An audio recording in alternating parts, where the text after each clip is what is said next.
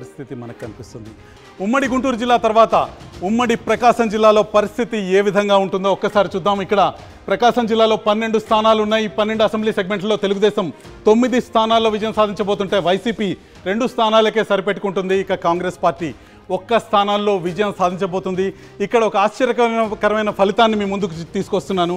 చీరాలలో ఆమంచి కృష్ణమోహన్ మా pre poll స్టడీలో 2వ స్థానంలో నిలుస్తున్నారు. కానీ పోస్ట్ పోల్ స్టడీలో ఆమంచి కృష్ణమోహన్ తన ప్రత్యర్థుల కంటే చాలా ముందుకు వచ్చి విజేతగా నిలుస్తున్నారు. కాంగ్రెస్ పార్టీకి ఆంధ్రప్రదేశ్ రాష్ట్రంలో 2వ విజయాన్ని అందజేయబోతున్నారు. మడకసిరలో కాంగ్రెస్ పార్టీ గెలవబోతుంది. అనంతపురం జిల్లా మడకసిరలో అని మా ప్రీ పోల్ స్టడీ స్పష్టంగా చెప్పింది.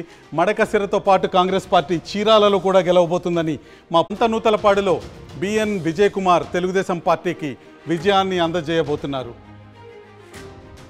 ఒంగోలు నియోజకవర్గంలో దామచర్ల జనార్దన్ తెలుగుదేశం పార్టీ తరఫున విజేతగా నిలుస్తుంటే కందుకూరులో బుర్రా మధుసూదన్ యాదవ్ వైసీపీకి విజయాన్ని అందజేయబోతున్నారు. కొండపిలో డోలా బాల వీరాంజనేయ స్వామి తెలుగుదేశం పార్టీకి విజయాన్ని అందజేయబోతున్నారు. మార్కాపురంలో కందుల నారాయణ రెడ్డి తెలుగుదేశం అభ్యర్థి విజయం సాధిస్తుంటే గిద్దలూరులో ముత్తుముల అశోక్ రెడ్డి తెలుగుదేశానికి విజయాన్ని అందజేస్తున్నారు. కనిగిరిలో ముక్కు ఉగ్ర నరసింహారెడ్డి తెలుగుదేశం తరఫున విజేతగా నిలుస్తున్నారు. ఇది ప్రకాశం జిల్లా ముఖ చిత్రం. 12 స్థానాల్లో తెలుగుదేశం, 9 స్థానాల్లో వైసీపీ, 2 స్థానాల్లో కాంగ్రెస్ పార్టీ 1 స్థానంలో విజయం సాధించబోతున్నాయి ఉమ్మడి ప్రకాశం జిల్లాలో. ఉమ్మడి ప్రకాశం జిల్లా తర్వాత ఒక్కసారి నెల్లూరు జిల్లా, ఉమ్మడి నెల్లూరు జిల్లా పరిస్థితి ఏంటో చూద్దాం.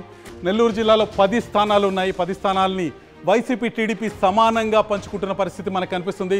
కావలిలో రామిరెడ్డి ప్రతాప్ కుమార్ రెడ్డి వైసీపీని గెలిపిస్తున్నారు. ఆత్మకూరులో మేకపాటి విక్రమరెడ్డి వైసీపీని గెలిపిస్తున్నారు.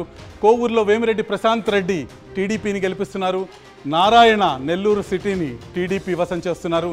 నెల్లూరు రూరల్లో ఆదాల ప్రభాకర్ రెడ్డి వైసీపీని విజయపదం వైపు నడిపిస్తున్నారు.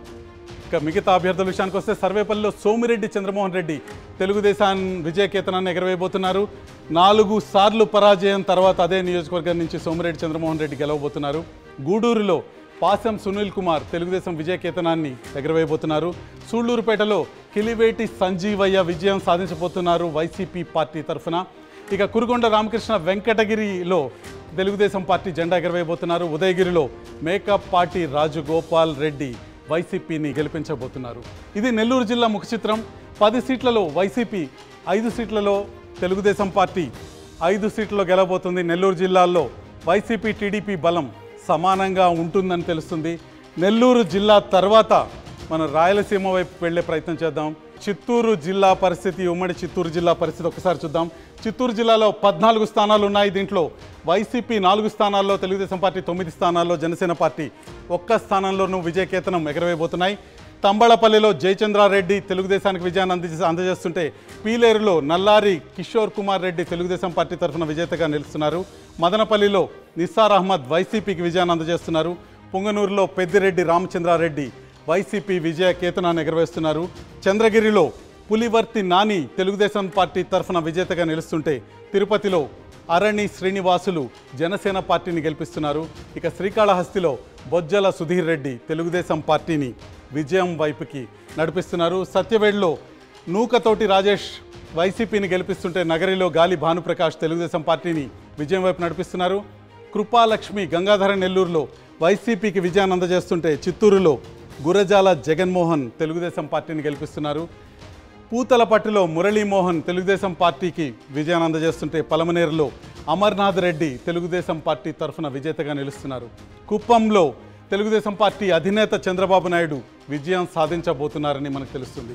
చిత్తూరులో ఉన్న మొత్తం 14 నియోజకవర్గాల్లో వైసీపీ 4 నియోజకవర్గాల్లో, తెలుగుదేశం 9 నియోజకవర్గాల్లో, జనసేన 1 నియోజకవర్గంలో విజయం సాధిస్తున్న విషయం మనకు కనిపిస్తుంది. చిత్తూరు పరిస్థితి ఎన్నికల ముందుకి, ఎన్నికల సమయానికి బాగా మారిన విషయం కూడా మనకి చాలా స్పష్టంగా కనిపిస్తుంది.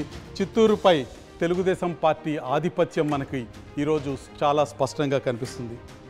చిత్తూరు తర్వాత రాయలసీమలో చాలా ముఖ్యమైన జిల్లా అనంతపురం జిల్లా